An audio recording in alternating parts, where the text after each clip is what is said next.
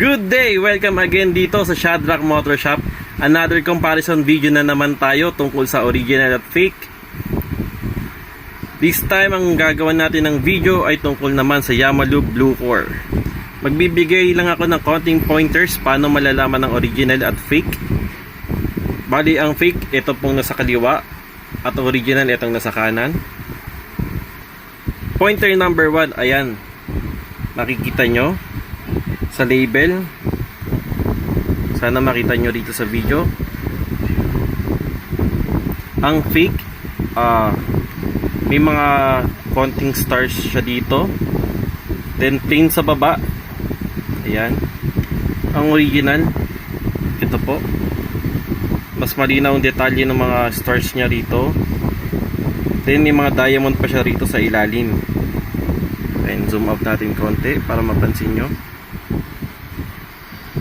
Ayan ang pointer number 1 natin. Pointer number 2 sa sides. Ayan, mapapansin nyo sa fake, yung marker nya, ayan, dulo-dulo. Ang original, may putol siya dito. Hindi siya ganun kahaba kagaya sa fake. Pointer number 3 sa takip. Ayan.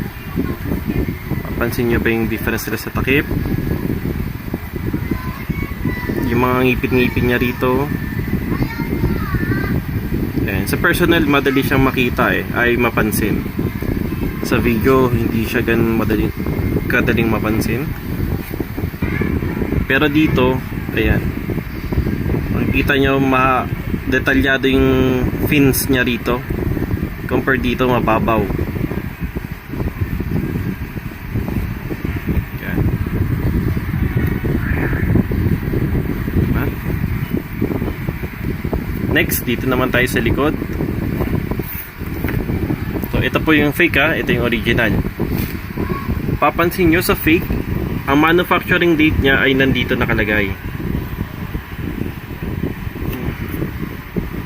Yan.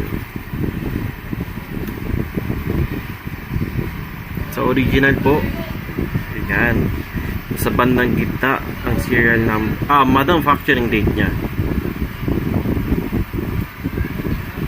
Then next pointer ulit sa mismong serial number niya, dito sa may barcode. Mapapansin nyo, mas bold ang fonts niya compared dito sa original.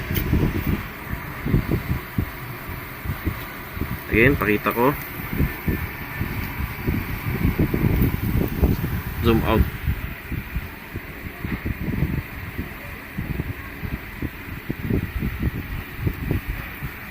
At isa pa pala, ang fake, ang laman nito ay light blue. Ang original ay dark blue. So hindi ko na siya bubuksan kasi isusoli pa natin to. Sana po magtatapos ang ating video. Sana po makatulong sa inyo. Maraming salamat. Ito po ulit ang Shadrack Motor Shop.